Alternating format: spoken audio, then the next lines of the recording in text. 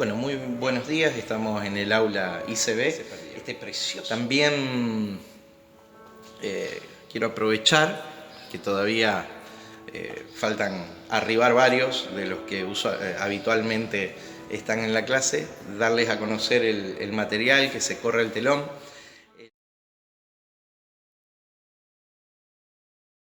Si usted lo quiere, me lo puede encargar por este medio, ¿sí? O por privado, si no en el Messenger, y nos ponemos de acuerdo en cómo hacer para hacérselo llegar. Así que aprovéchelo. Bien. Estamos en Apocalipsis 12. Apocalipsis 12.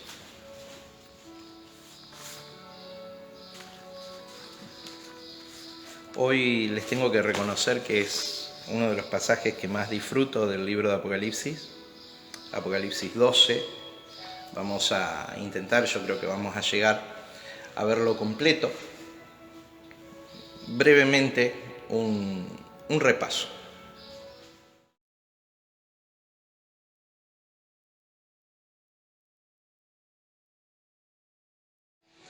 Apocalipsis es el libro de las revelaciones, otro de los nombres con que se titula el libro es Revelaciones, y es la revelación de Jesucristo. ¿Qué es lo que tenemos que buscar en el libro de Apocalipsis? No es los asuntos proféticos futuros, porque la realidad es que el libro tiene un estricto cumplimiento en el pasado, un exacto cumplimiento en el pasado. Y lo que se cumplió no está pendiente de volverse a cumplir. Hay una escuela de pensamiento, de interpretación del libro de Apocalipsis, que es la escuela historicista, que sí busca en cada generación, en cada momento diferente de la historia, busca el cumplimiento de los símbolos y figuras que hay en el libro. Uno de los errores más frecuentes del libro, entonces, especialmente por la difundida enseñanza que hay sobre la iglesia, es que Apocalipsis habla de cosas que van a venir en el futuro, ¿sí? En la iglesia tradicional hasta se llegaba a decir: no leas Apocalipsis porque el que lee Apocalipsis se vuelve loco. Sí, nos volvemos locos, pero no de la enfermedad locura, sino hay un apasionamiento por la revelación y la persona de Cristo. Cuando el Espíritu Santo corre el velo de la persona de Cristo, nos apasionamos por Él. Entonces, Apocalipsis no tiene que ver con cuestiones que hemos de esperar aún, sino con situaciones cumplidas cabalmente. Pueden repasar en cada una de las clases todo el fundamento histórico que tenemos acerca de cómo fueron cumpliéndose este libro, las profecías de este libro. Que otro de los errores frecuentes al interpretar el libro es asignarle literalidad a todas las cosas que son figuras. Hoy lo vamos a ver, hoy vamos a ver que es imposible asignarle literalidad a todo el esquema en el capítulo 12 de Apocalipsis, que es el texto que nos toca en el día de hoy. Vamos a ver cómo cada cosa que aparece allí es simbólico y pone de manifiesto una estructura espiritual, una estructura de pensamiento espiritual, un diseño del cielo para algo tan importante como la guerra espiritual. ¿Cuántos escucharon hablar de guerra espiritual? Hasta en los últimos 20, 30 años, 40 años se puso de moda la cuestión de la guerra espiritual. Y nosotros vamos a esta mañana, con la ayuda del Espíritu Santo, resignificar cuál es la esfera de la real guerra espiritual. Porque algunos han reducido la guerra espiritual a reuniones donde nos encerramos en recintos, como por ejemplo un auditorio, ¿sí? Y entre nosotros comenzamos a orar, a reprender al diablo, ¿sí? Y a gritarle todo tipo de improperios, de cosas, eso no tiene nada que ver con la guerra espiritual. Y viene alguien y dice, el demonio este es un demonio de tal, y entramos a patinar en algo improductivo. Hermano, hoy vamos a resignificar claramente, si usted fue improntado con esa enseñanza, ¿sí? Vamos a ver cómo en realidad la guerra espiritual da alta rentabilidad en el reino cuando la entendemos, da alta ganancia en el reino de Dios, pero hay que entenderla y ejecutarla de acuerdo a un principio de la Escritura, ¿sí? Entonces, Apocalipsis capítulo 12 es el capítulo de la guerra espiritual. ¿Y por qué el énfasis mío, es el motivo por el cual estamos estudiando Apocalipsis, por qué el énfasis mío en señalar el error de la escuela de interpretación futurista en todas sus variantes, especialmente en la escuela dispensacionalista? ¿Por qué? Porque si nosotros no trazamos bien Apocalipsis, nos vamos a perder algo extraordinario, que es el día de la gracia o el día de Cristo, que sucede hoy. No sucede en el futuro, ¿sucede cuándo? Hoy. Porque de acuerdo a tu sistema de creencias, de acuerdo a tu sistema de entendimiento de la fe, va a ser lo que vos vas a manifestar en tu vida, ¿no?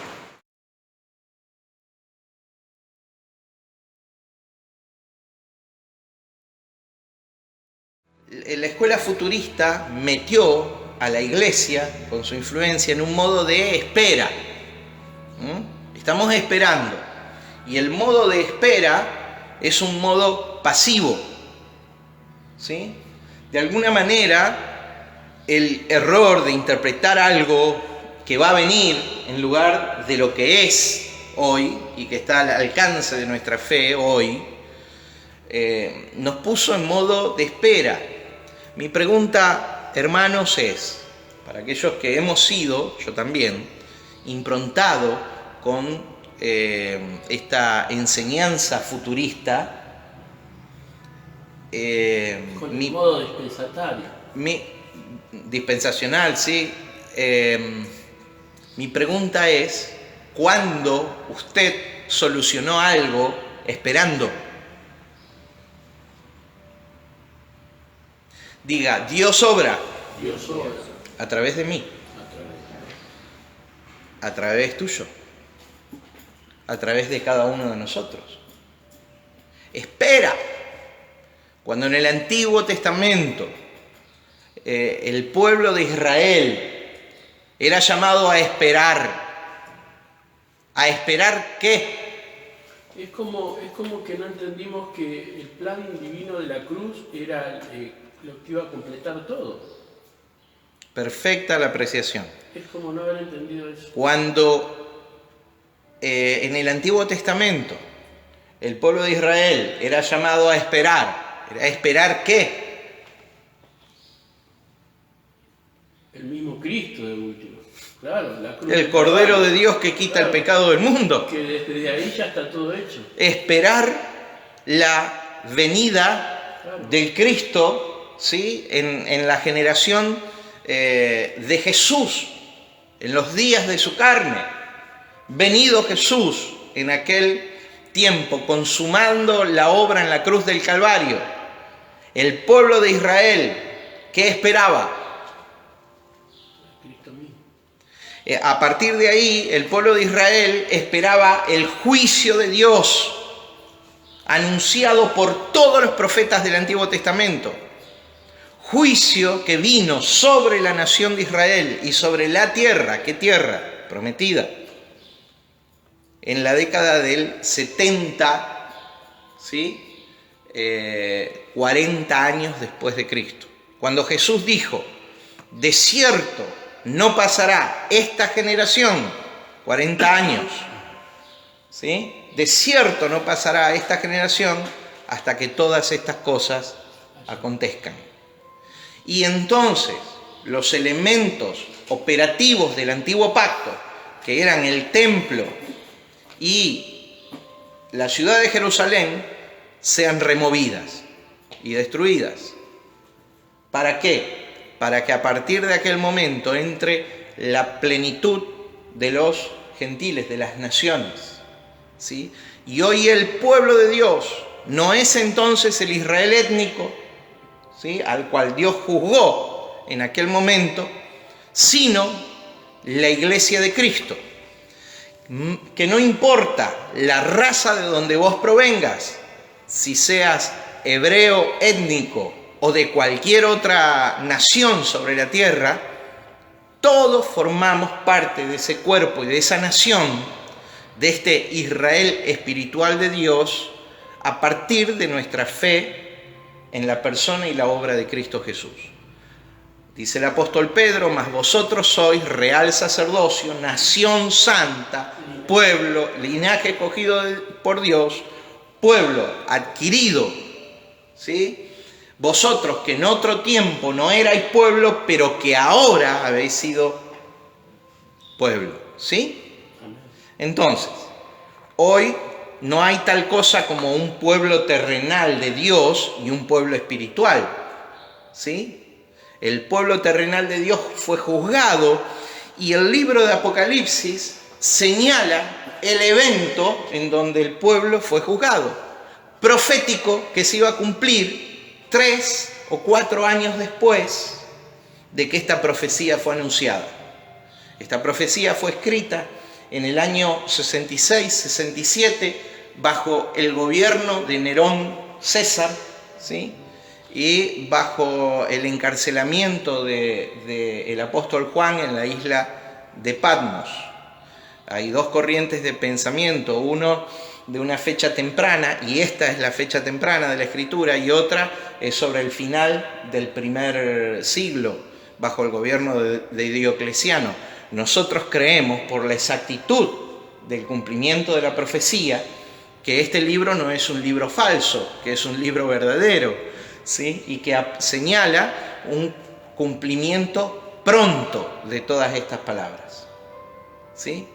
Y aquí yo vengo pronto, dice. ¿Qué es pronto? Pronto no es 2000 años, porque tendríamos que forzar la semántica, el significado de la gramática, ¿sí?, de las palabras, el valor de las palabras. Pronto significa pronto.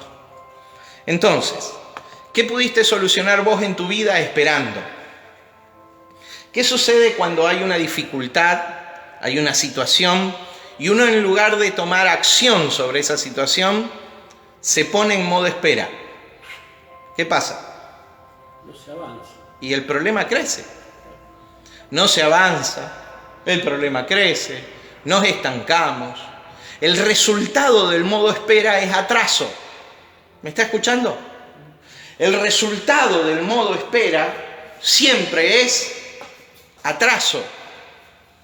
Hoy, después de 200 años de divulgación de la escuela futurista, básicamente del dispensacionalismo, tenemos una iglesia que, en una expresión muy clara, estoy hablando del movimiento, de la parte del movimiento evangélico, iglesia es mucho más amplio que esto, una iglesia que se estancó antes del dispensacionalismo, antes de John Darby en Inglaterra, antes de Dwight Pentecost en los Estados Unidos, antes aún Charles Scofield, antes de ellos, que son los artífices del sistema doctrinal futurista.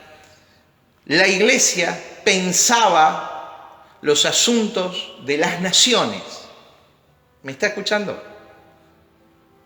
Antes influenciaba determinantemente, pero cuando la iglesia se alienó, se encerró, entró en modo de stand-by, en modo de espera, ¿sí?, dejó de ocuparse de la manifestación del reino de Dios entre los hombres, de la manifestación del Cristo presente entre los hombres. ¿Por qué? Porque ya Cristo va a venir, dicen ellos. Ya Cristo va a intervenir y solucionar todas las cosas.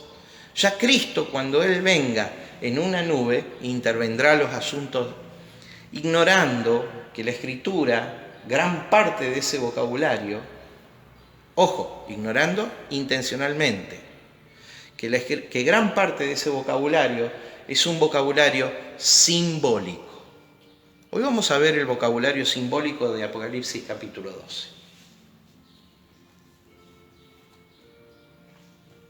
Para corregir tu situación de vida, ¿qué tenés que hacer?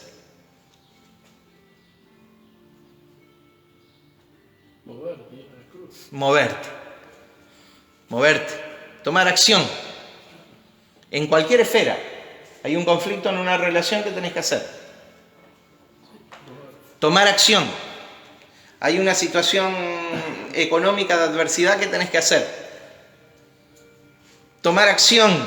El modo espera no soluciona nada. Hay que tomar acción. Iglesia, llega el momento de tomar acción para salir del modo stand-by, del modo atraso. El atraso es sin duda la consecuencia de la espera. Vamos a la palabra de Dios. Apocalipsis capítulo 12. Sellos, los 7 sellos. Vimos a continuación las 7 trompetas y veremos capítulos más adelante las 7 copas de ira. ¿Sí? Hoy, en el capítulo, la semana que viene vamos a ver la bestia, dijo. Y cómo se ajusta esto el 666 al cumplimiento de los tiempos de Juan. Pero hoy lo que vamos a ver es la guerra en el cielo. Y vamos a estar de cara, evidentemente, a algo que sucede en la dimensión espiritual. Diga cielo. Cielo. ¿A dónde está el cielo? Señáleme el cielo. La gente tiene un problema en las iglesias, porque interpreta cielo como la bóveda celeste.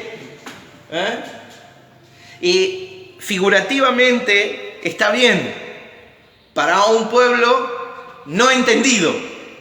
Cielo es la dimensión del espíritu. Y la dimensión del espíritu está en el interior de la gente. Espíritu es una dimensión que hay en el corazón del hombre.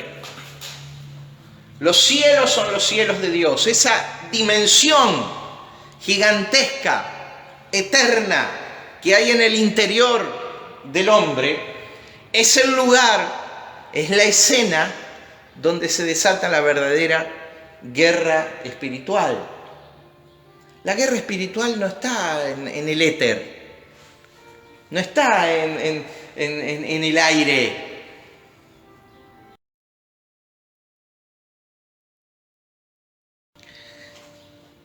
Diga el espíritu. La dimensión del espíritu comprende el interior del hombre. El interior del hombre. El hombre está compuesto por cuerpo, alma y espíritu. Y cuando la Biblia habla de cielo, está hablando de esa dimensión interna. Ahora, por favor, vamos a leer Apocalipsis 12. Apareció en el cielo, ¿en dónde?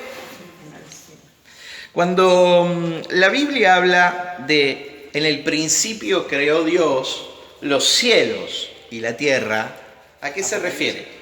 Que Dios creó la dimensión espiritual y la dimensión natural. La dimensión espiritual se llama cielos y la dimensión natural se llama tierra. Cuando habla de tierra no habla de en nuestro planeta, sino la dimensión natural. En el principio, en el comienzo de todo, en el arqué, en el principio fundamental, Dios creó los cielos y la tierra. Dios es Dios de la dimensión espiritual y de la dimensión natural. En el principio creó Dios los cielos y la tierra. Diga cielo. Cielo. Apareció en el cielo, que es la dimensión ¿qué? ¿Natural o espiritual?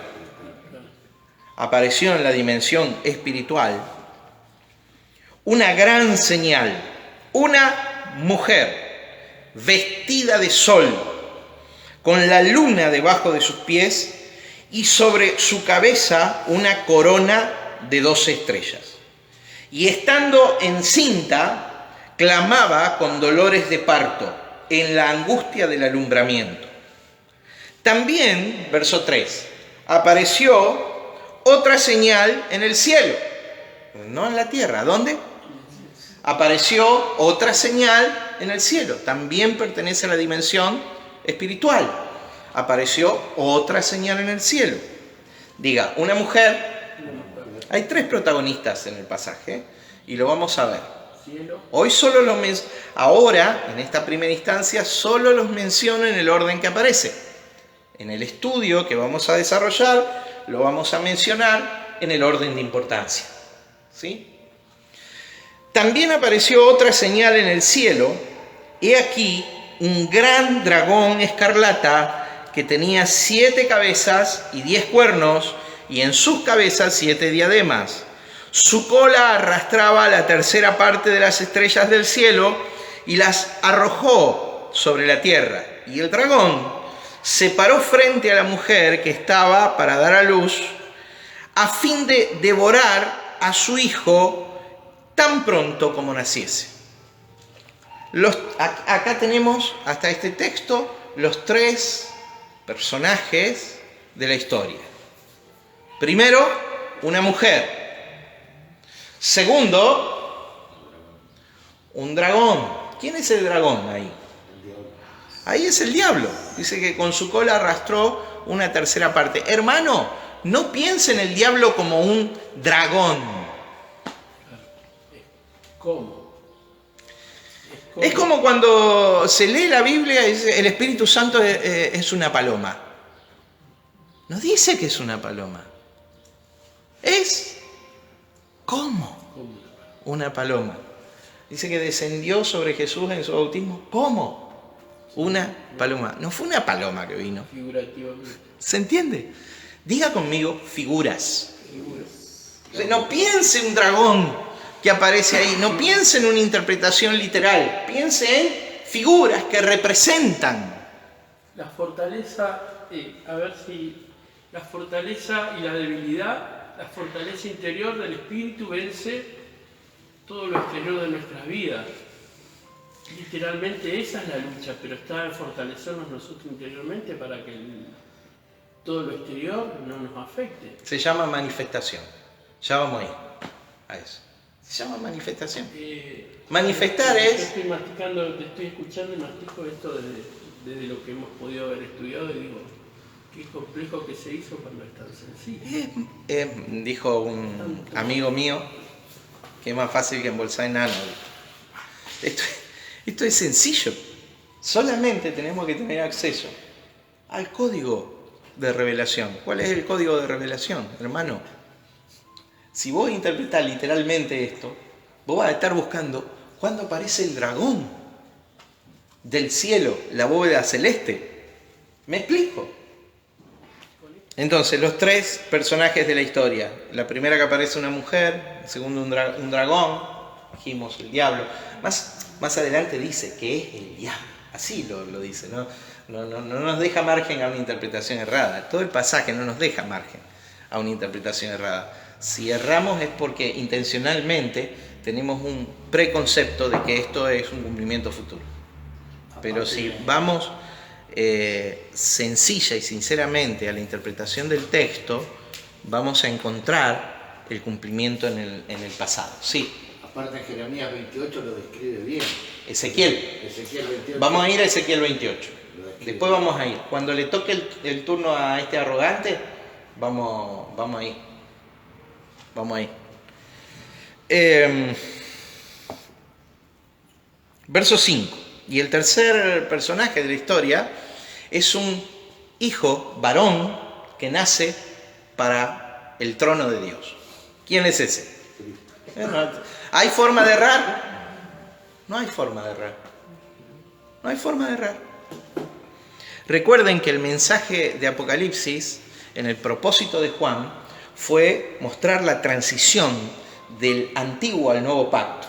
De alguna manera, el divorcio de Dios de la nación de Israel, la esposa del antiguo pacto, su antiguo pacto, y la migración a la nueva dimensión, al tiempo presente, que es la vigencia de la esposa gobernando en la tierra junto a Cristo.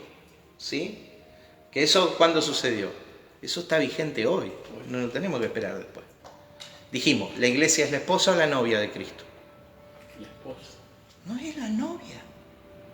¿Por qué tantas canciones diciendo la novia, la novia, la novia?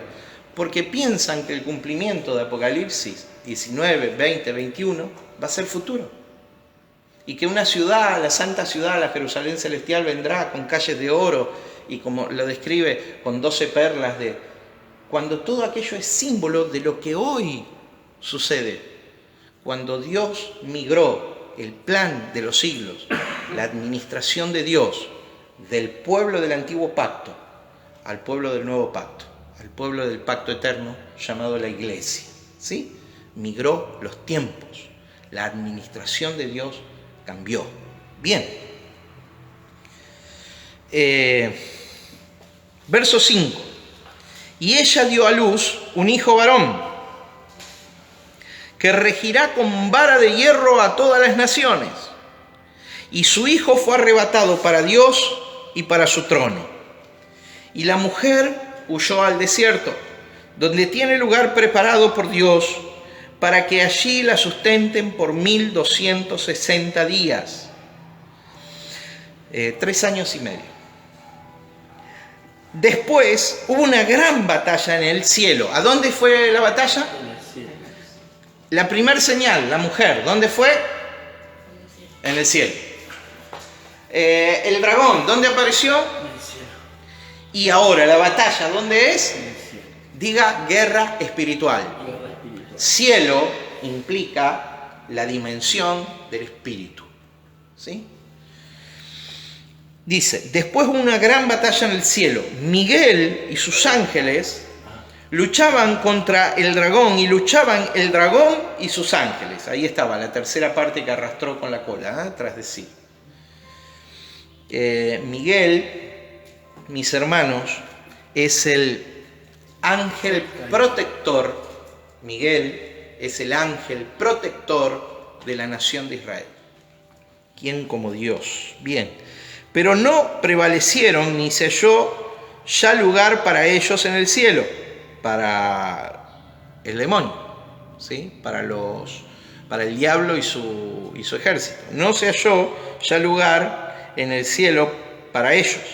Y fue lanzado fuera el dragón, la serpiente antigua, que se llama Diablo y Satanás. Diga conmigo, lanzado fuera. Lanzado fuera. Que se llama Diablo y Satanás, el cual engaña al mundo entero. Fue arrojado a la tierra y sus ángeles fueron arrojados con él. Entonces oí una gran voz en el cielo que decía, ¿dónde pasa todo esto? En el cielo. En el cielo. Entonces oí una gran voz en el cielo que decía, ahora, cuando el diablo fue arrojado, dice, ahora ha venido la salvación, el poder y el reino de nuestro Dios y la autoridad de su Cristo. Porque ha sido lanzado fuera el acusador de nuestros hermanos, el que los acusaba delante de nuestro Dios día y noche. Y ellos le han vencido por medio de la sangre del Cordero y de la palabra del testimonio de ellos. Y menospreciaron sus vidas hasta la muerte, por lo cual, alegraos cielos y los que moráis en ellos. Ay de los moradores de la tierra y del mar. Y acá es clarísimo. La dimensión del espíritu le pertenece ¿a quién? Le pertenece a Cristo. A Cristo. Después que el diablo es echado fuera. ¿Y a dónde es echado? A la tierra. Ay de aquellos que moran en la tierra. ¿Qué quiere decir esto? Ay de aquellos que no han despertado a la verdad del Espíritu, porque están a merced del diablo. Están a merced del diablo. Teológicamente, en lo que es la dispensación del Apocalipsis, te hablan de el segundo ataque del diablo y de cuando... Segundo, tercero. Claro, La segunda venida de Cristo se divide en primera y segunda etapa. Y hay un revuelo ahí. Es una locura. Bueno, mis hermanos, la resurrección, hay una primera resurrección, hay una segunda resurrección, hay una tercera resurrección. Son matemáticas. Entonces, momento, que todo este vocabulario es un vocabulario simbólico para entender una estructura de pensamiento. Y la estructura de pensamiento, me estoy adelantando, tiene valor estratégico en la guerra espiritual. La guerra espiritual no es por territorios físicos y materiales. La guerra espiritual es por estructuras pensantes, que es lo que verdaderamente gobiernan las vidas. Bueno, pero me estoy adelantando. Me estoy descubriendo los valores estratégicos de la guerra espiritual y todavía no vimos los tres personajes que se ven en la historia. Pero no terminé de leer. Por lo cual alegraos, verso 12, cielos y los que moráis en ellos. ¡Ay de los moradores de la tierra y del mar! Porque el diablo ha descendido a vosotros con gran ira, sabiendo que tiene poco tiempo. Y cuando vio el dragón que había sido arrojado a la tierra, persiguió a la mujer que había dado a luz al hijo varón. Y se le dieron a la mujer las dos alas de la gran águila, para que volase delante de la serpiente al desierto, a su lugar, donde es sustentada por un tiempo y tiempos y la mitad de un tiempo. De nuevo, esto es figura. Acá un tiempo equivale a 360 días, a un año, vamos a redondear así, a un año. Entonces, un tiempo y tiempos y medio tiempo son 3 años y medio, ¿sí?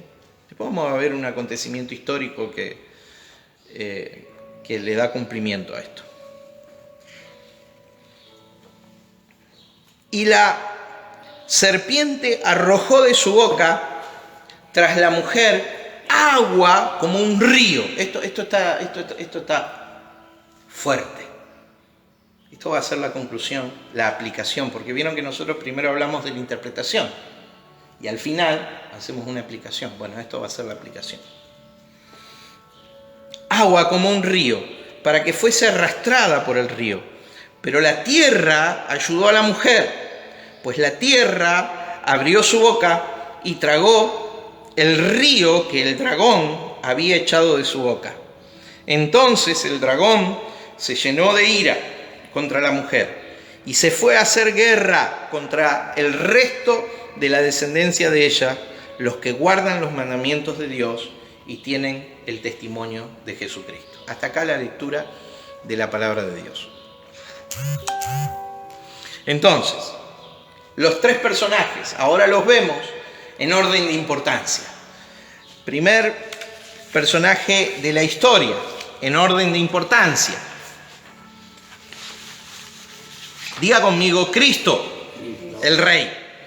Al final del capítulo 4 dice, a fin de devorar a su hijo tan pronto como naciese. Hay un hijo naciendo en la figura, en la ilustración. Verso 5 habla de este personaje, el más relevante de toda la historia. Dice, y ella dio a luz un hijo varón que regirá con vara de hierro a todas las naciones. Y su hijo fue arrebatado para Dios y para su trono, fue protegido, ¿sí? Fue arrebatado, fue protegido para Dios y para su trono. Regirá con vara de hierro a las naciones. Miren, Jesús se presenta en el capítulo 19 como el Rey de Reyes y Señor de Señores. Jesús nos revela en todo el libro de Apocalipsis la dimensión del Espíritu llamada Reino de Dios, del que nos ha hecho participantes. Por eso dice ya en Apocalipsis 1:6, dice, el que nos hizo, al que nos amó y nos lavó con su sangre de nuestros pecados y nos hizo reyes y sacerdotes para Dios, nuestro Padre. Esto es Apocalipsis 1:6. O sea que levante la mano derecha. No vamos a hablar rápido, vamos a decir, yo soy un rey de su reino. Lo entiende, una reina, en el caso de las damas presentes y las que nos están siguiendo. El libro de Apocalipsis muestra la expresión presente del reino de Dios entre los hombres, un reino de naturaleza espiritual, ¿sí? No físico-material. Las veces que la Iglesia quiso materializar en forma de un estado más de la tierra, erró, ¿sí? Acá estamos hablando de una nación espiritual. Diga conmigo reino de Dios. El reino de Dios es el tema central de Apocalipsis. Pero ¿no habíamos dicho que era Jesucristo el tema central? Claro. Porque explíqueme usted, mi hermano, cómo separa al rey del reino. Imposible. No hay manera. Entonces, estar en Cristo es estar en el reino. Estar en el reino de Dios es estar en Cristo. Habíamos dicho que hay tres personajes, no lo dijimos hoy, pero lo voy a citar. Hay tres personajes, uno vamos a ver la semana que viene. Hay tres personajes claves para interpretar el libro de Apocalipsis. Esos tres personajes son Cristo, el Rey y el Reino, juntos. El segundo personaje del libro de Apocalipsis, ¿sí?, es la bestia. Es la bestia. Es el reino sin el rey. El reino sin Dios. El reino sin Cristo. Ahí tenemos todas las filosofías humanistas encolumnadas detrás de este personaje tipificado por la bestia, que era un rey en ese momento, pero es el rey sin Dios. Tercer personaje, un falso profeta.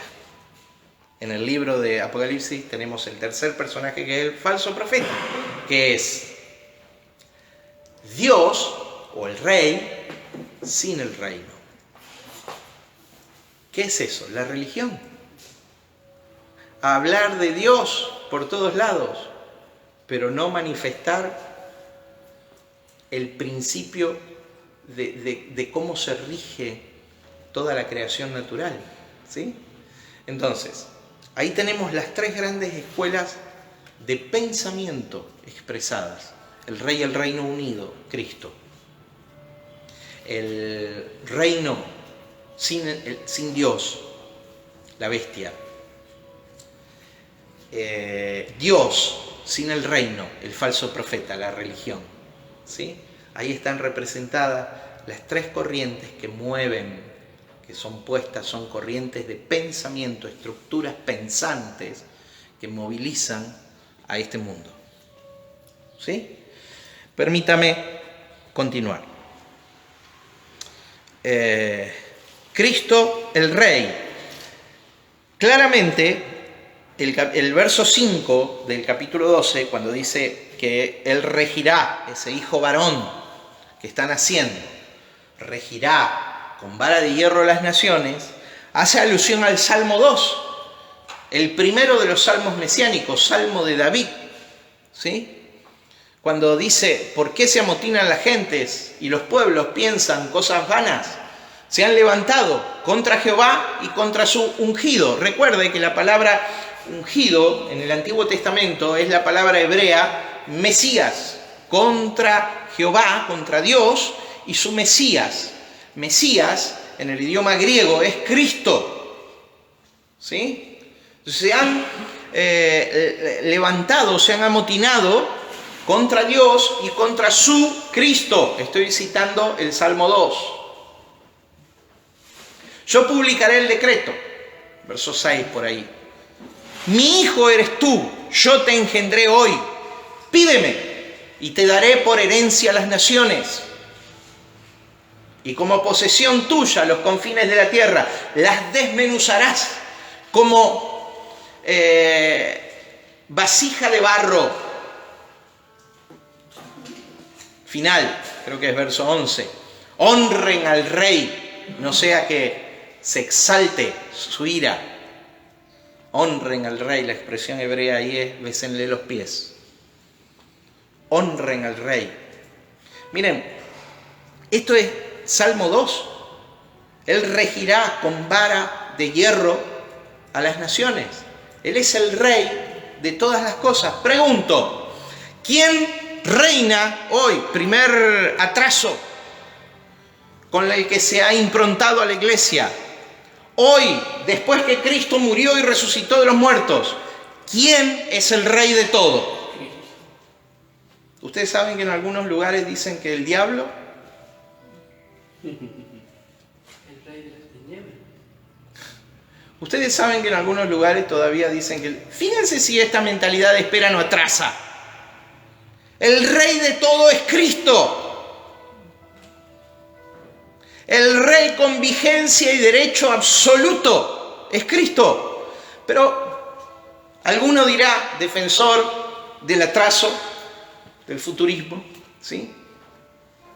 Dirá, pero si nosotros vemos la sociedad está cada vez más descalabrada. Claro, está cada vez más descalabrada. ¿Por qué? Porque no vivimos en Cristo. Porque nuestra fe, nuestra estructura de pensamiento está en modo espera. Y no asumimos cuál es nuestra responsabilidad presente, que es manifestar al Cristo presente, la vida de Cristo, la victoria de Cristo, la esencia de Cristo, la mente de Cristo, la fe de Cristo. ¿Me está entendiendo? Y le asignamos todavía un poder al diablo que ya no tiene derecho, que no tiene legalidad para operar en la tierra. Y si tiene alguna legalidad, como dice el apóstol Pablo en 2 Corintios capítulo 4, entre los que se pierden, la tiene. ¿Por qué? Por su estructura pensante, por su ceguera espiritual, en el vocabulario del capítulo 4 de 2 Corintios. Dice que el Dios de este siglo cegó el entendimiento de los incrédulos para que no le resplandezca el evangelio de la gloria de Cristo. ¿Sí? En primer lugar, tenemos al personaje más importante de la historia, Cristo, el Rey. De la metáfora, porque el capítulo 12 es claramente una metáfora. ¿Sí? Verso 10, primera parte. Entonces oí una gran voz en el cielo que decía: ahora ha venido la salvación, el poder y el reino de nuestro Dios y la autoridad de su Cristo. ¿Querés más claro? Échale agua. Una vez que el diablo es echado fuera, y después vamos a ver en qué momento es echado fuera, porque ¿dónde vence Jesús? ¿Dónde vence Cristo al diablo? La cruz del Calvario. La cruz del Calvario resume, sintetiza todo nuestro bien y toda la legalidad del cambio de administración de Dios. Una vez que en la cruz del Calvario Cristo declara consumado es, teletestai, la deuda fue pagada, todo fue terminado, todo fue acabado, todo fue llevado a su madurez. Una vez que Jesús lo declara en la cruz del Calvario y luego entrega su espíritu, le asestó al diablo un golpe mortal, que luego manifestó al tercer día, resucitando entre los muertos y cambiando el dominio de todas las cosas. ¿Alguien sabe lo que es dominio? Dominio es la máxima, esto es para que anoten por ahí, pero no lo voy a desarrollar. Es la máxima expresión o manifestación del reino de Dios. Para ejercer total dominio sobre todas las cosas. Entonces, en la cruz del Calvario, Cristo lo cambió todo. Cristo lo cambió todo. Cuando el diablo estaba saboreando su victoria diciendo hemos terminado con el Hijo de Dios, el consumado es, descubrió, reveló, dio a conocer a los principados y potestades la tremenda victoria de Cristo en la cruz. ¿Sí? Por lo tanto, a partir de ese momento, y no a partir de otro momento futuro, no algo a lo que tenemos que esperar, a partir de ese momento, dice, ahora ha venido la salvación, el poder y el reino de nuestro Dios y la autoridad de su Cristo. ¿Por qué? Porque ha sido lanzado fuera. Después vamos a explicar este término, lanzado fuera. El acusador de los hermanos, de nuestros hermanos. ¿Sí? Entonces, primer personaje, Cristo el Rey, el más importante de todos. ¿Entiende usted que es Él quien gobierna sobre cielos y tierra? ¿Por qué no es operativo todavía ese reinado? No es visible por nuestro atraso. Porque vos y yo no asumimos aún esa esencia, esa mentalidad, ese diseño del reino de Dios. ¿Ok? Seguimos. Segundo personaje en nivel de importancia en el pasaje es la mujer. La mujer que representa dos cosas. Si usted mira los símbolos, representa, diga conmigo, la mujer. Porque usted va a ver cómo en el libro el pueblo terrenal es comparado con una mujer. ¿Sí? Aparece una gran ramera. Aparece la mujer encinta. Pero después aparece la esposa de Cristo. ¿Sí? Porque usted ve la secuencia del cambio de administración de Dios, de su antiguo pacto con su esposa Israel, quebrantado, como dice Jeremías, capítulo 9, quebrantado y asumido por la nueva administración de Dios, la esposa celestial, llamado la iglesia. ¿Sí? Acá la mujer, observe los símbolos. En el cielo una gran mujer vestida de sol, diga gloria, diga brillo, destello. Doxa en el griego, vestida de sol, resplandeciente. ¿Sí? Con la luna debajo de sus pies. ¿Qué significa la luna debajo de sus pies? El apóstol Pablo le escribe a los romanos en el capítulo 16, verso 20. Mas Dios aplastará en breve a Satanás bajo vuestros pies. Mas Dios aplastará en breve a Satanás bajo vuestros pies. Se lo escribe a la iglesia. Entonces, la luna como símbolo de la luz gobernante en la noche, ¿sí?, está debajo de los pies de esta mujer. Esta mujer representa física y terrenalmente una profecía que en los tiempos de que en los tiempos de Juan ya se había cumplido, que es María, la Virgen. ¿Sí? ¿Me está escuchando? Pero también representa espiritualmente a la iglesia de Cristo. Momento, por favor. ¿Por qué yo digo que representa a la Virgen María también? Porque es una mujer que da a luz un varón que es destinado para el trono. Física y materialmente, ¿quién dio a luz a ese varón? Entonces es inobjetable. Por ahí dicen que los evangélicos no creemos en María. ¿Creemos en María? solo que no la adoramos, no la veneramos, no la exaltamos.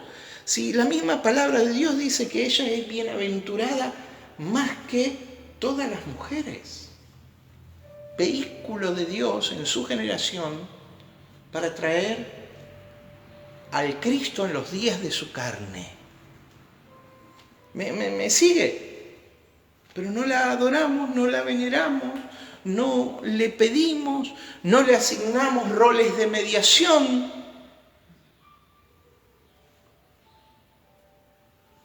No entendemos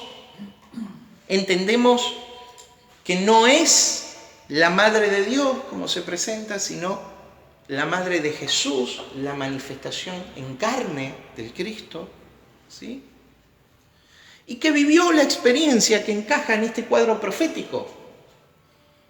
Particularmente por la proximidad de Juan con María, creo que Juan se inspira en lo que conoce de la historia por boca de María.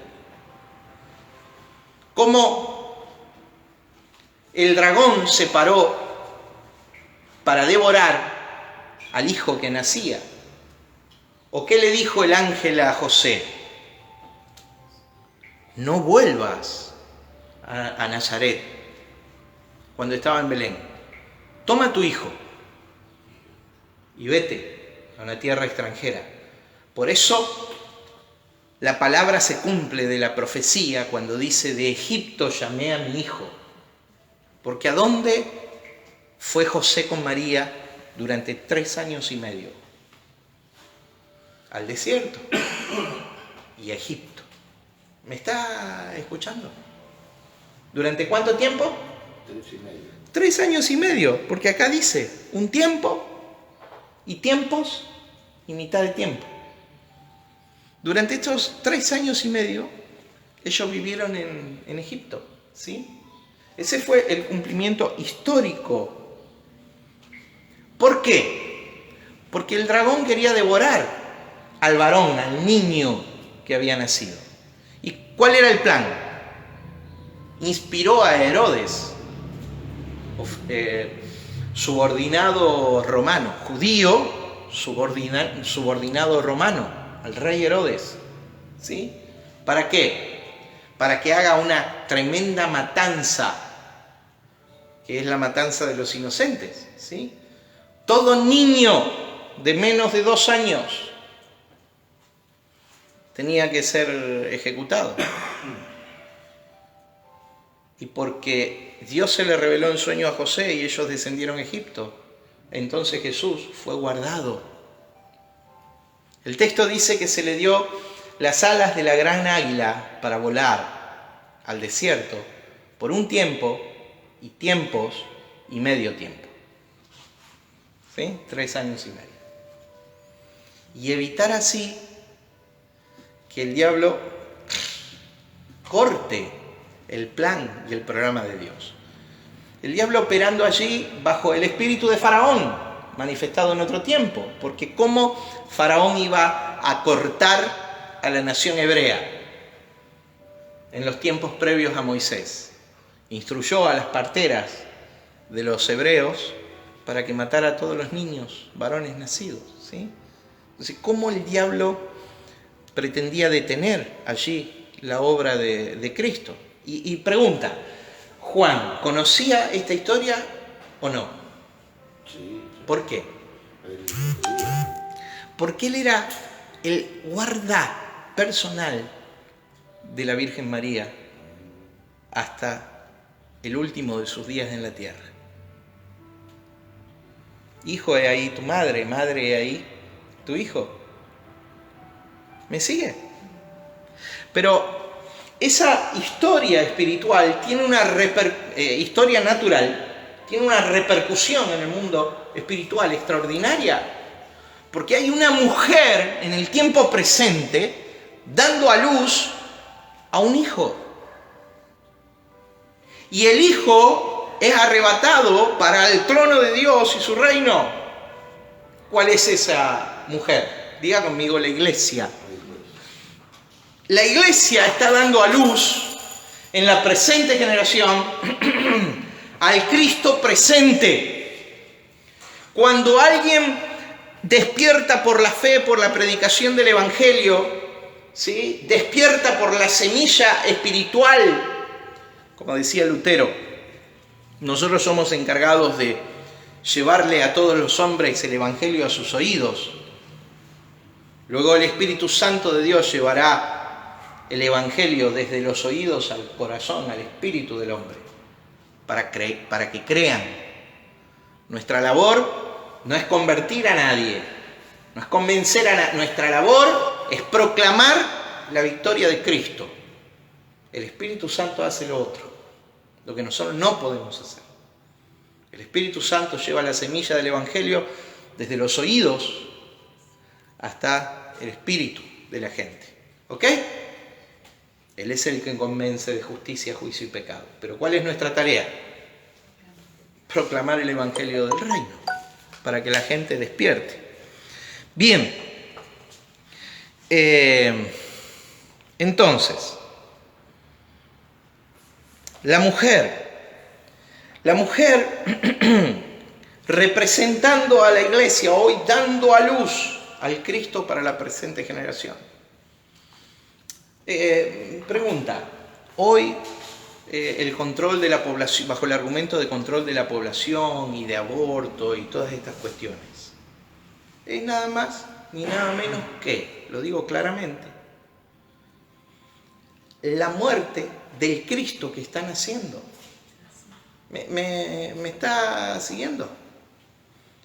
Porque cada niño que nace es un proyecto de Dios para la manifestación del Cristo presente de esta generación. No es que uno de ellos va a ser Cristo, sino que todos los que despierten compondrán el cuerpo glorioso de Cristo donde Él se manifieste.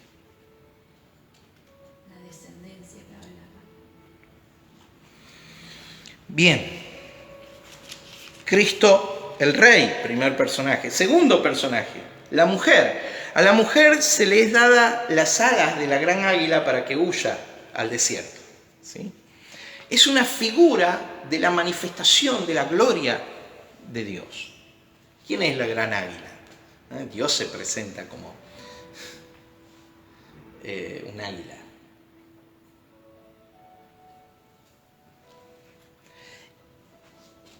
Se le dio para volar al desierto. Mi hermano, no te olvides nunca que la naturaleza de la iglesia es celestial, es espiritual. No creas que será con cuestiones terrenales y materiales que la iglesia llevará a cabo su tarea. Seguro habrá una manifestación clara en el plano natural y físico, pero será con elementos de naturaleza espiritual que se llevará a cabo la tarea.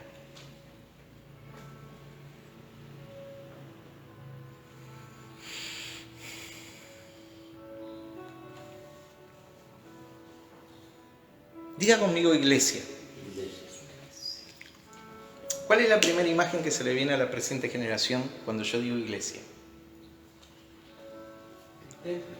Un salón, un edificio. Entonces ha venido a ser un objetivo para los ministros que entienden de esa manera la verdad del reino, tener edificios cada vez mayores, cada vez más grandes, cada vez que revelen mayor gloria de Dios. Y no critico esto, solo que hay una verdad superior. Esos templos y esos tienen valor solo si sirven para que la presente generación despierte.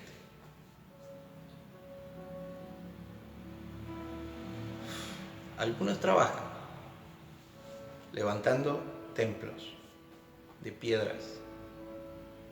Mi pregunta es, ¿cuándo los apóstoles edificaron un templo? ¿Cuándo los apóstoles edificaron vidas? ¿Y cómo se edifican las vidas? Por la palabra del testimonio y por la manifestación clara de la persona de Cristo. Diga estructuras pensantes. Todo lo que apuntale el pensamiento del reino en una vida, del gobierno de Cristo en una vida, es la edificación de Cristo. Me preguntaron, no puedo decir. Sigo. Diga el dragón rojo. En importancia, el tercero de la historia. ¿Sí? El tercero de la historia. El dragón rojo. Verso 3 y 4 leo. También apareció otra señal en el cielo, aquí un dragón escarlata, rojo, que tenía 7 cabezas y 10 cuernos. En el libro de Daniel aparece allí también las figuras, ¿sí? Son figuras, hermano, que representan cosas. Dice, y su cola arrastraba la tercera parte de las estrellas del cielo, de los ángeles, ¿sí? Dice, y los arrojó sobre la tierra, y el dragón se paró frente a la mujer que estaba para dar a luz, a fin de devorar a su hijo tan pronto como naciera. Bien, verso 7, dice, después hubo una gran batalla en el cielo. Miguel y sus ángeles luchaban contra el dragón, y luchaban el dragón y sus ángeles, pero no prevalecieron, ni se halló ya lugar para ellos en el cielo, y fue lanzado fuera el dragón, la serpiente antigua que se llama Diablo y Satanás. En un rato vamos a ver en qué momento se cumple eso y Jesús lo anuncia. Dice que el cual engaña al mundo entero, fue arrojado a la tierra y sus ángeles fueron arrojados con él. Verso 10, segunda parte. Porque ha sido lanzado fuera el acusador de nuestros hermanos, el cual los acusaba delante de nuestro Dios día y noche. Solo una aplicación breve, muy breve. Diga acusación. Deje de juzgar a los hermanos. Porque para su Señor está de pie o para su Señor cae. Deje de juzgar su forma y estilo de vida. ¿Sí? Deje de juzgarlo. Las cosas son como son. No juzgue a sus hermanos. ¿Sí? Sea determinante con los principios del reino de Dios. Juzgue a los sistemas de este mundo y a su pensamiento gobernante.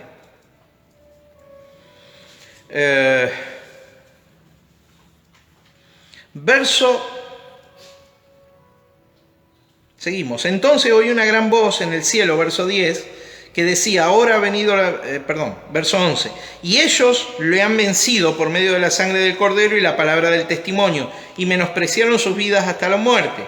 Por lo cual, alegraos cielos y los que moráis en ellos, ay de los moradores de la tierra y del mar, porque el diablo ha descendido a vosotros con gran ira, sabiendo que tiene poco tiempo. De la tierra y el mar, la naturalidad, ¿sí? ¿Qué es lo que sabe el diablo? Estoy harto, diga conmigo atraso. Todas estas enseñanzas que generan atraso, ¿no? Guarda con el diablo, porque el diablo sabe. El diablo sabe por diablo, pero más sabe por viejo. Dice, hasta un refrán popular que todo el mundo tiene acceso. ¿Qué sabe el diablo? Una sola cosa sabe el diablo.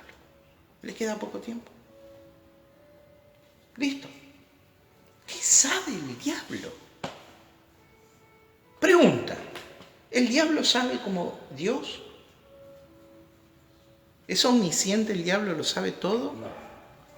Entonces, deje de glorificar al diablo, hermano. Dios lo sabe todo. ¿El diablo qué sabe? Una sola cosa sabe el diablo. Que le queda poco tiempo. Dice el texto acá. Sabiendo que le queda poco tiempo. ¿Qué sabe el diablo?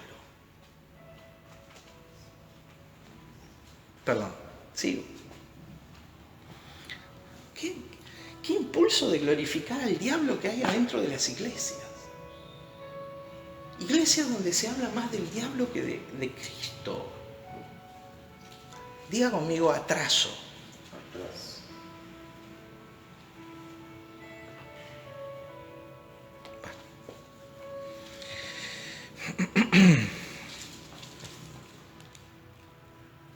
Y cuando vio el dragón que había sido arrojado a la tierra, persiguió a la mujer que había dado a luz al hijo varón.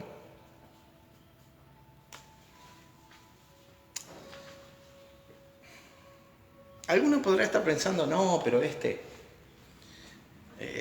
no cree entonces en el diablo. No, yo no creo en el poder. que la iglesia le asigna al diablo. Está atrasado eso. En otro tiempo lo tuvo. Hoy no, porque Cristo murió y resucitó. Porque Él le dio autoridad a la iglesia, como se la dio a sus discípulos en Lucas 10, a los 70, en Mateo 10, a los 12. ¿Sí?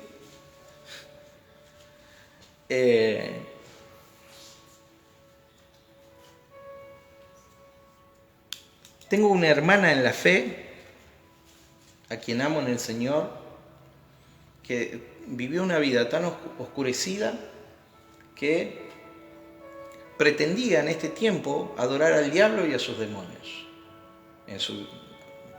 antes de tener un encuentro personal con Cristo. Fue una lucha ministrarla durante muchos meses hasta que fue libre.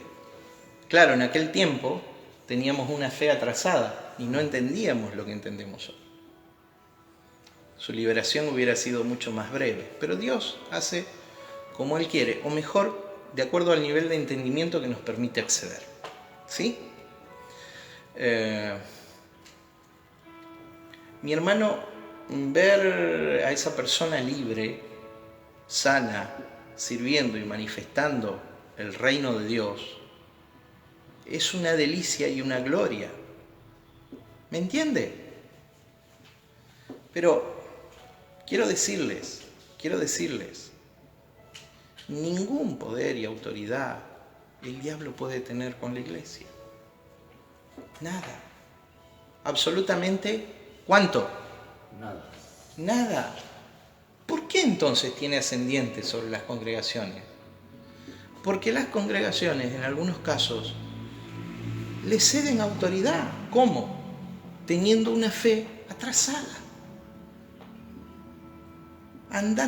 Luchando con demonios. No que no haya una operación demoníaca sobre alguna gente que está oscurecida.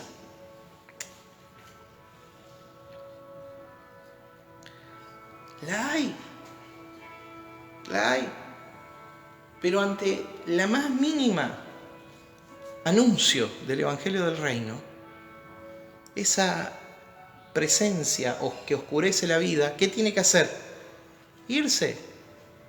Ante la sola presencia del Rey de Reyes que portamos en nuestra vida, ¿qué tiene que hacer aquello?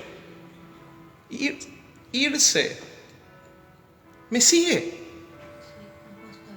Sí. Y ese atraso en realidad viene más del alma que no está regenerada, no del espíritu. Siempre viene del alma, nunca del espíritu. No hay tal cosa como problemas espirituales en la vida de la gente. Eso también forma parte del atraso. La gente no tiene problemas espirituales, la gente tiene problemas en el alma. En el espíritu, ¿qué problema va a haber si Cristo es el residente del espíritu? ¿A dónde está el problema? En la estructura de pensamiento. ¿Y dónde está la estructura de pensamiento? En el alma. En el alma. Sigo. Por eso, el lugar del conflicto, el segundo cielo, las regiones celestes, los lugares celestiales, ¿a dónde es? El alma del hombre. Por eso la guerra no se produce afuera. Ay, había un demonio parado sobre una alacena y desde ahí me miraba. Entonces yo le tiré agua bendecida por el pastor, o el agua bendita que le robé al cura, y entonces se fue del territorio. Hermano, eso es misticismo. Muchas veces me han invitado para ir a orar porque la gente cree que su casa está con problemas espirituales, te dicen, ¿no? En realidad el que tiene el problema es un morador de la casa. ¿Se entiende? Resulta que hay un morador siempre en un lugar cuando vos vas a orar por una casa. Resulta que hay uno de esos moradores que actúa como portaaviones del enemigo. Salen todos desde ahí. No sé si me explico. Claro, si nosotros somos la casa. Si la casa somos nosotros, bien. El territorio somos nosotros. Es por las vidas de la gente, no es por limpiar una pieza. No sé si se entiende. Mentalidad de atraso. El dragón.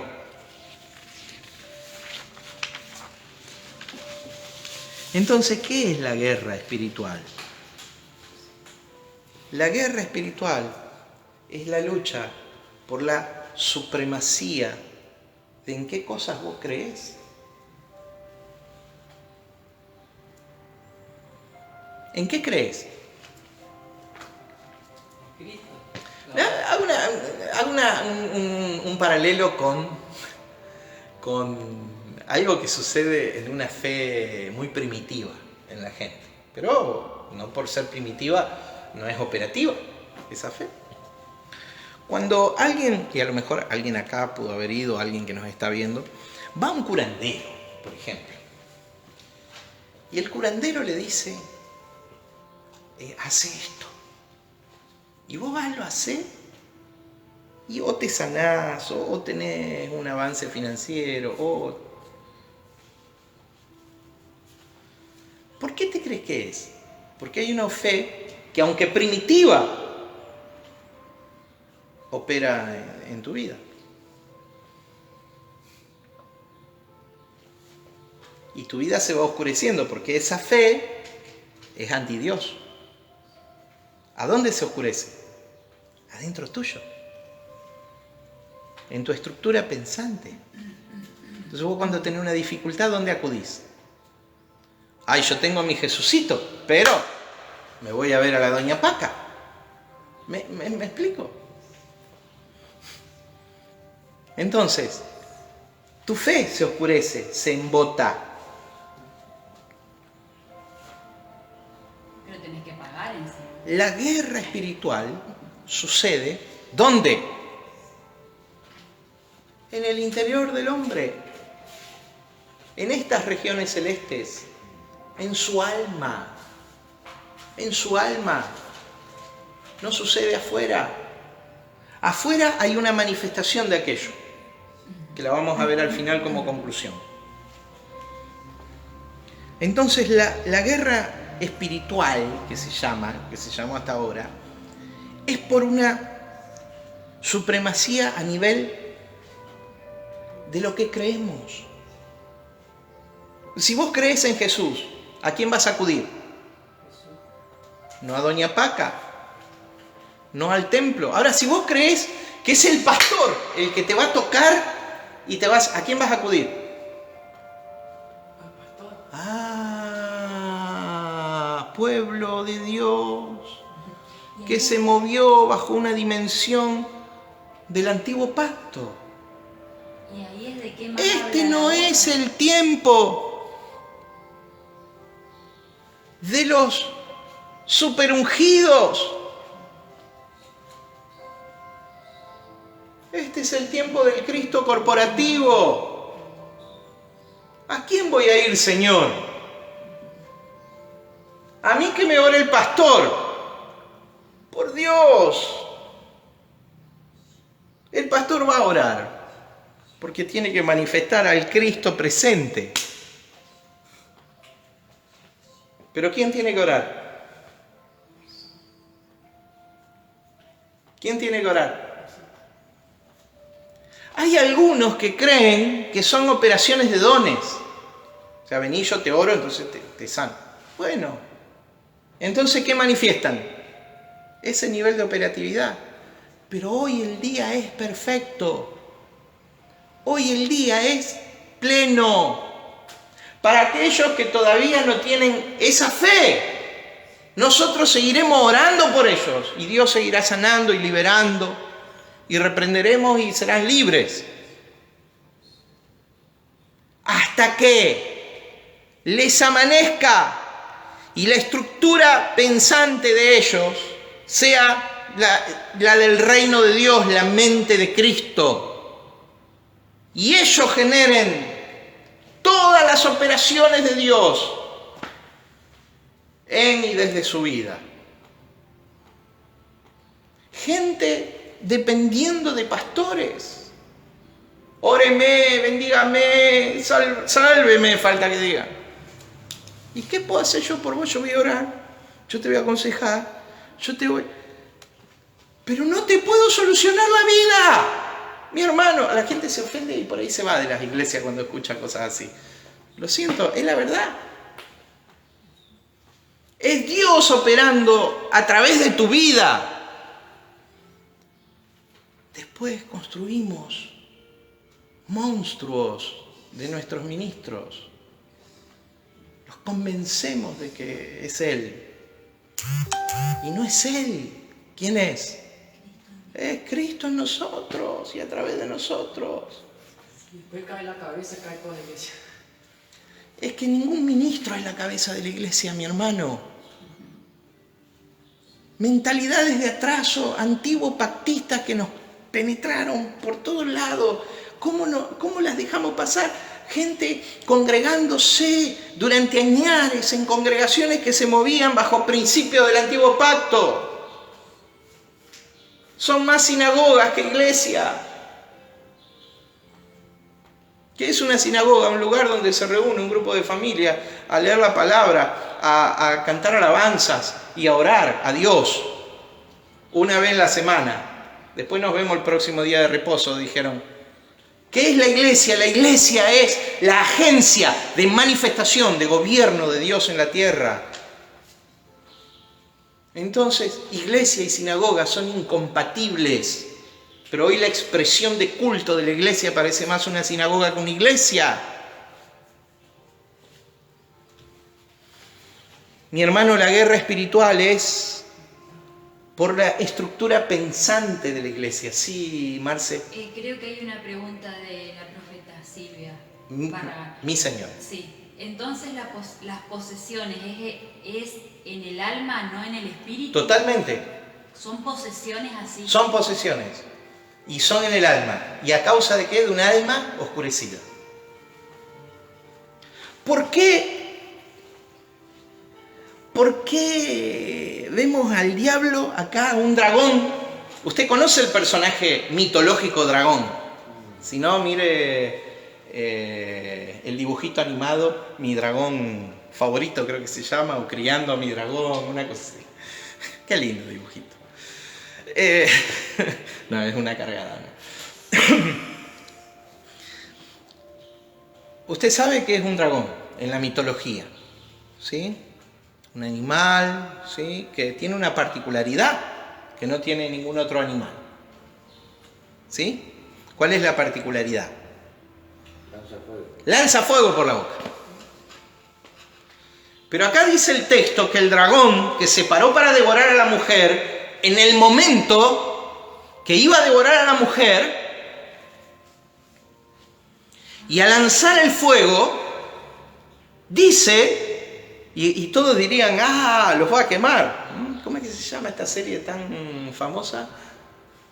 De los dragones.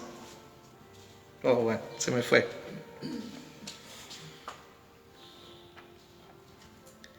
Dice verso 15, y la serpiente arrojó de su boca tras la mujer agua como un río. ¿Cómo? ¿Qué lanzó? Agua. ¿Fuego? No. ¿Qué lanzó? Agua. ¿Y qué implica esto? ¿Qué espera que usted que lance un dragón por la boca? Fuego, no agua. ¿Por qué? Y esto tiene una explicación más sencilla que en Bolsainano, dijo. Diga fuego. Le preguntaríamos a Dios, ¿y dónde está el fuego de Satanás? Dios fue el tercer querubín protector, puesto en el monte de Dios, según Ezequiel 28, en una figura ilustrativa de Tiro, del rey de Tiro.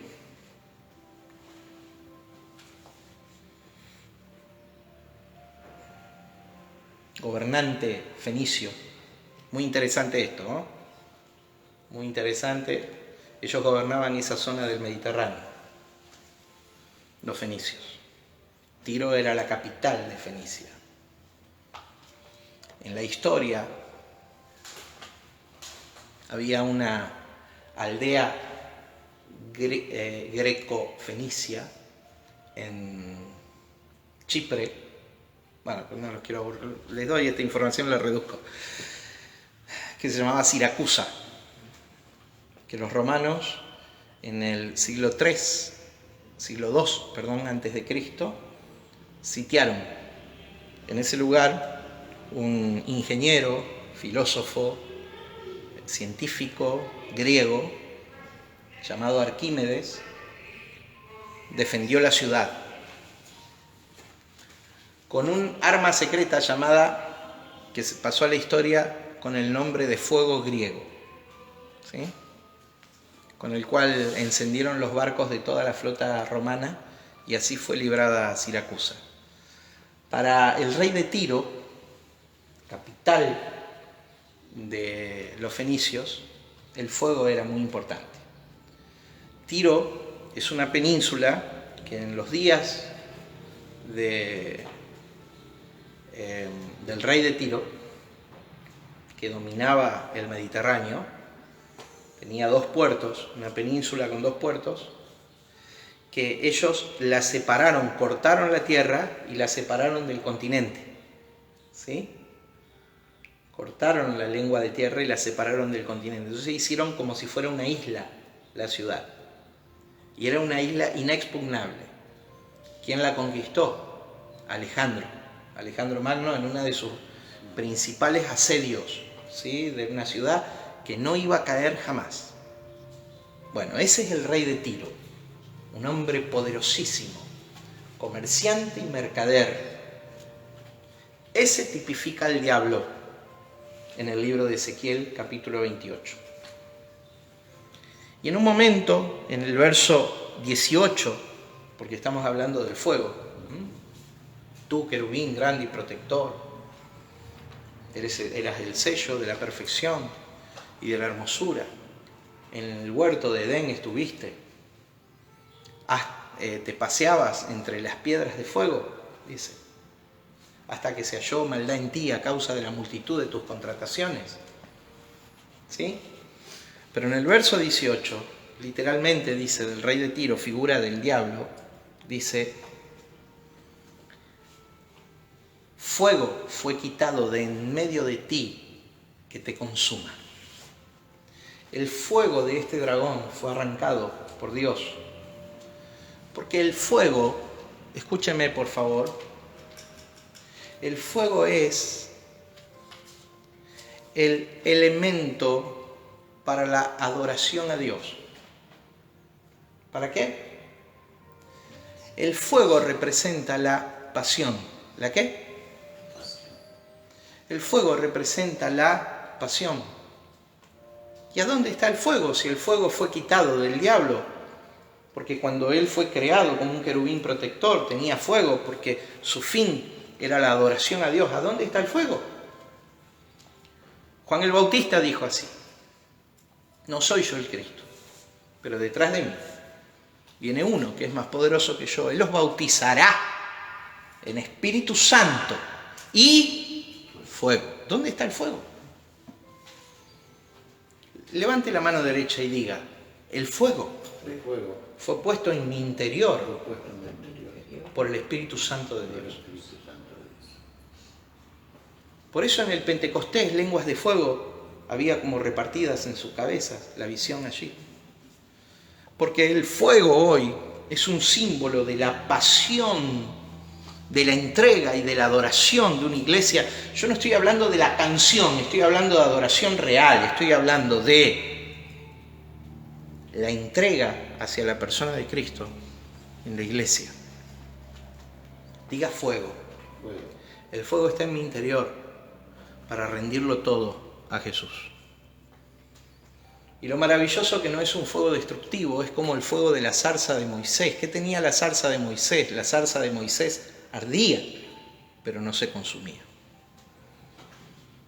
Ese fuego, por eso, para conocerlo a Él, para la intimidad con Él, para servirlo a Él, para ministrar la vida de los hermanos, para la palabra de Dios, para la proclama del Evangelio del Reino, para mis contribuciones financieras al reino, para mi proyecto de vida, para el desarrollo de todas las cosas, en mi vida, ¿qué tiene que haber?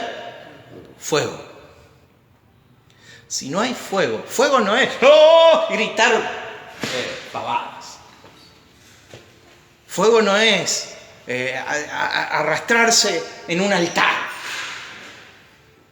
Fuego no es la exageración de las conductas. Fuego es la contundencia de la rendición a Dios.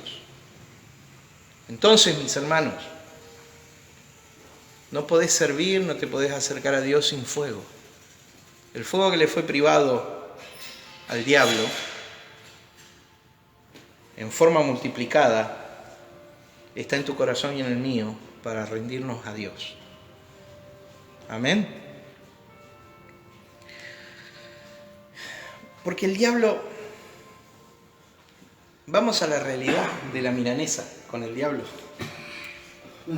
para terminar. Juan capítulo 12, verso 31. Ahí en el Evangelio de Juan, mismo autor de Apocalipsis, misma expresión, usándola en el mismo sentido, está hablando que vinieron unos griegos a hablar con él. Su fama ya había trascendido su nación. Hablar con Jesús. Y cuando vinieron esos griegos, él entendió que había llegado ya su hora. Cuando el conocimiento del nombre de Jesús ya trascendió las fronteras del pueblo hebreo, entonces él entendió que había llegado su hora. En el capítulo 2 de Juan, Jesús reprende a María y le dice: mujer, no ha llegado aún mi hora. Pero en el capítulo 12 de Juan le dice: ciertamente ha llegado mi hora. Capítulo 12, verso 31.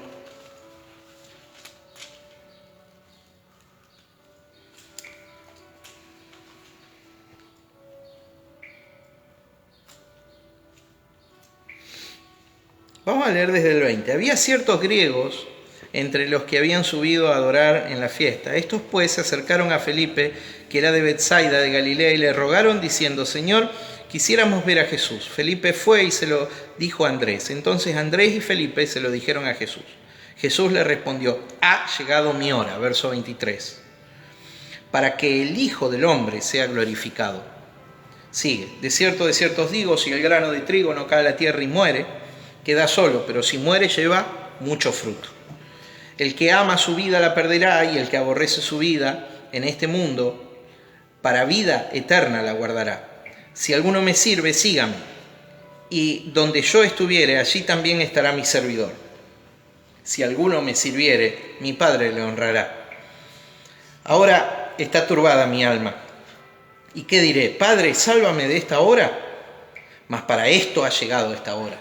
Porque él sabía que se enfrentaba a la cruz. ¿Sí? Padre, glorifica tu nombre. Entonces vino una voz del cielo: lo he glorificado y lo glorificaré otra vez. Y la multitud que estaba allí y había oído la voz decía que había sido un trueno. Otros decían: un ángel le ha hablado. Respondió Jesús y dijo: no ha venido esta voz por causa mía, sino por causa de vosotros. Mi hermano, ¿de qué está hablando? De la anunciación de su muerte, ¿no? Ahora es la hora. Y ahí empieza el último recorrido de la vida de Jesús, ¿sí?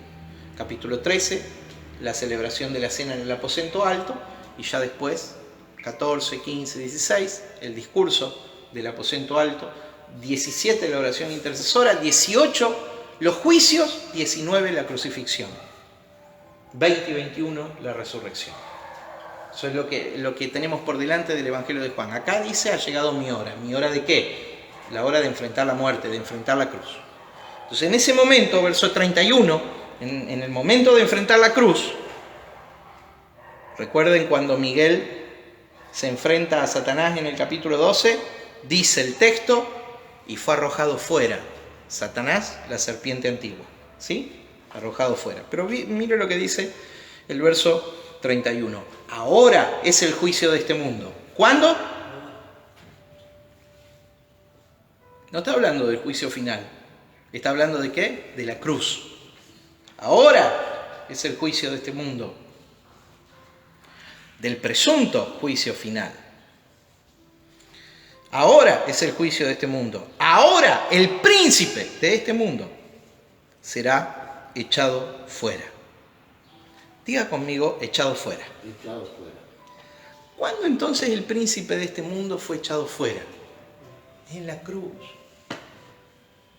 Ahora el príncipe de este mundo es echado fuera. ¿Por qué ante él, en el nombre de Jesús te vas, los demonios se tienen que desalojar de una vida? Y llevarse consigo la oscuridad, las tinieblas. ¿Por qué? Porque no tienen derecho legal. Ah, pero el pecado. Si vos crees que el pecado le da autoridad legal, todavía, eso es lo que pasa. Entonces te enroscás en un enfrentamiento con un diablo que vos decís que tiene autoridad. Pero el pecado, como entidad legal, fue destruido por Cristo. ¿Me sigue? Entonces, ahora el príncipe de este mundo es echado fuera. Con la muerte de Cristo no hubo más legalidad. ¿Por qué se tiene que ir? Porque no es legal que ocupe un lugar. Por definición, demonio es un espíritu desubicado. Los espíritus fueron puestos para que ministren en la dimensión del espíritu. Pero del espíritu fueron arrojados. Del cielo fueron arrojados. ¿A dónde? A la tierra. Los demonios son un espíritu desubicado. ¿Sí? No desubicado porque hablan mal, sino desubicado porque no hay lugar para ellos. Han sido echados fuera. ¿Sí? Entonces, ¿qué tiene que hacer la iglesia ante una evidencia de una fe desactualizada que se manifiesta en la operación de demonios en una persona? ¿Echarlos? ¿Y qué tienen que hacer los demonios? Irse. Y todos esos mitos de los demonios agarrando del cuello a los ministros, que si vos tenés una falta, que te lo va a sacar. ¿Cuántas veces escuchamos eso? Pero si al diablo hay que echarlo fuera. ¿Y desde cuándo? Desde que Cristo murió y resucitó. Porque es un espíritu ilegal. ¿Sí? Ilegal. La expresión ekbaló significa echado para siempre. ¿Me sigue? Echado fuera. Entonces el diablo fue desalojado, número 1. Número 2, Colosenses 2:15. Fíjense cómo la iglesia todavía ha ministrado una fe desactualizada. Y si la fe está desactualizada, lo que sucede es que lo que se manifiesta operativamente es esa fe desactualizada, atrasada, dicho de otra manera. Verso 13 voy a leer, desde el 13, quiero llegar al 15. Y a vosotros estando, Colosenses 2:13 al 15, y a vosotros estando muertos en pecado y en la incircuncisión de vuestra carne, os dio vida juntamente con él, perdonándoos todos los pecados, anulando el acta de los decretos que había contra nosotros, que nos era contraria, quitándola de en medio y clavándola en la cruz. Cada vez que me encuentro con este texto quiero explicar. El acta no es un documento. El acta que nos era contraria era el cuerpo mismo de Cristo. ¿Qué fue clavado en la cruz? El cuerpo de Cristo fue clavado en la cruz. Ahí estaba la síntesis del acta que nos era contraria. No es un documento. Esto de que las personas tienen que renunciar porque el diablo tiene un documento en su mano de cada cosa que... Mi hermano, mire la cruz basta, diga conmigo, la cruz basta. La cruz basta. No hay un método, sistema esotérico que ayude a la cruz. La cruz, basta. El método humano de yo lo escribo en un papelito y después lo deshago, porque puede ser un símbolo, un gráfico, y los símbolos pueden ayudar, pero no es el símbolo, es la cruz. ¿Me entiende? Entonces yo tengo que repetir, renuncio y que pim, pim, pim. No es el símbolo, es la cruz. Es la cruz. No crea que es el símbolo. ¿Qué es? La cruz. Esto es tener una fe cristocéntrica. Esto es asignarle toda gloria y honra a Él. Porque si es un método...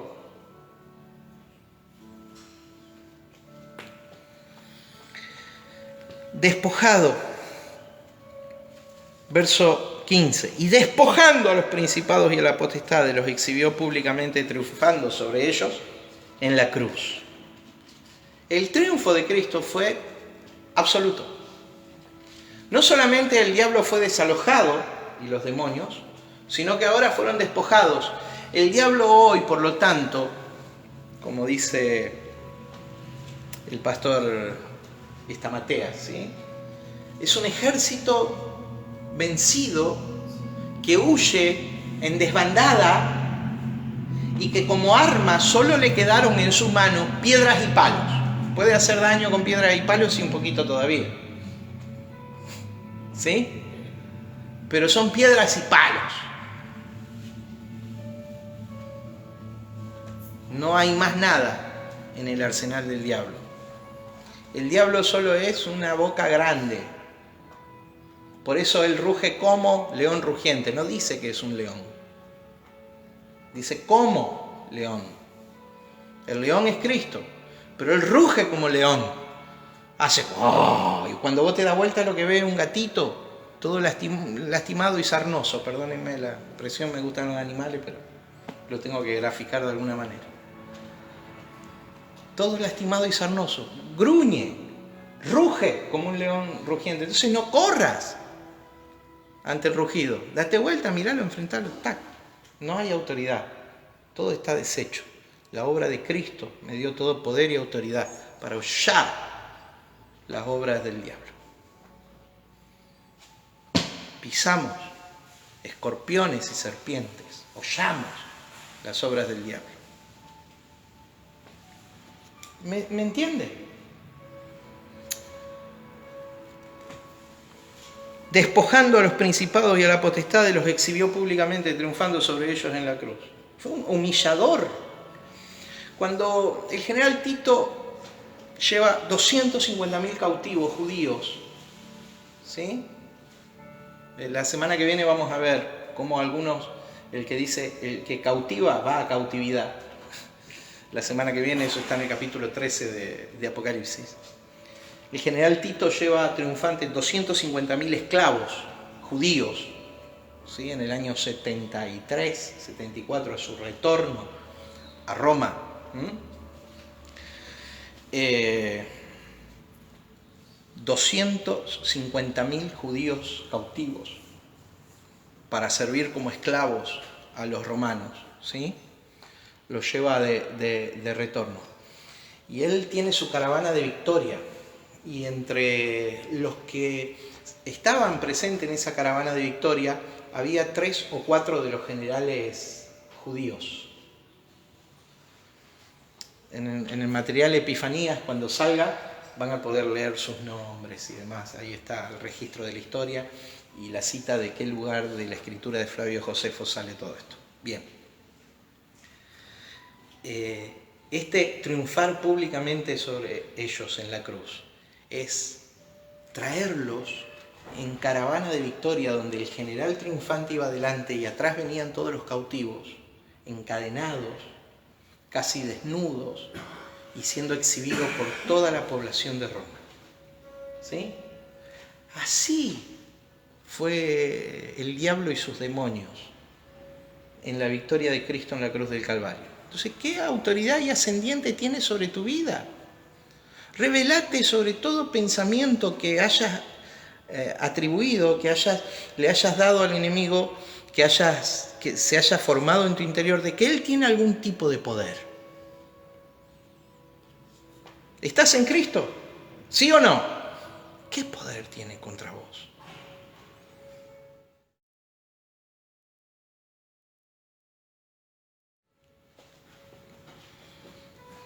En tercer lugar, Hebreos capítulo 2, verso 14. El diablo no solamente fue desalojado, despojado, también fue destruido.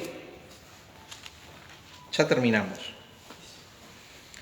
Dice, así que, por cuanto los hijos participaron de carne y sangre, él también participó de lo mismo, para destruir por medio de la muerte al que tenía el imperio de la muerte. Pregunto, ¿Cristo ya murió o no? Sí, ¿Y resucitó? ¿Ahora murió o todavía tiene que morir? Y dice que cuando él murió, destruyó por medio de la muerte al que tenía el imperio de la muerte. Esto es al diablo. Entonces, el diablo, ¿en qué situación está? No gobierna sobre las naciones de la tierra. El diablo está destruido. Y si nosotros no vemos esto todavía, es porque tenemos una fe atrasada. Si no manifestamos esto en nuestra vida, es porque nuestra fe está atrasada. Porque creemos que todavía hay cosas que tienen que pasar, todavía el diablo tiene que ser destruido, todavía hay que quitarle la autoridad, todavía hay que tomar la tierra, todavía hay que... Hermano, en el momento que nosotros creamos en el poder real de la obra de Cristo en la cruz del Calvario, la operatividad del reino de las tinieblas termina, cesa, para abrir paso al reino de Dios. Hasta acá la clase, mi hermano,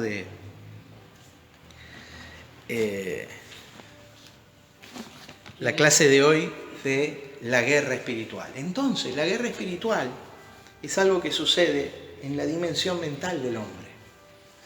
Pero el alcance es lo que sucede en la dimensión mental de la sociedad. ¿Cuál es la dimensión mental? ¿Qué gobierna la dimensión mental de la sociedad? La cultura. La cultura. Por eso hay tanto choque de intereses entre los principios del reino de Dios y los principios de las tinieblas en el mundo. Iglesia, basta de dividirse, basta de fraccionarse, basta de perder el tiempo en atrasos. Hay una sociedad que influenciar, que imprimirle los valores y los principios del reino presente de Dios, para que ese reino esté al alcance de todos. Vamos a orar. Espíritu Santo, ministramos tu persona esta mañana. Tu palabra, Señor, te rogamos que vos la administres en nuestro corazón para darnos a conocer los principios de tu reino y encender ese fuego de pasión por nuestro Cristo y nuestro reino, Señor, que lo consuma todo en un avivamiento personal, primeramente, Señor, y multitudinario, luego, Padre, en el nombre de Jesús de Nazaret. Amén. Mis queridos hermanos, si nos ayudan a compartir esta clase, una bendición, los amo en el Señor, gracias por estar ahí, mis hermanos, los bendigo.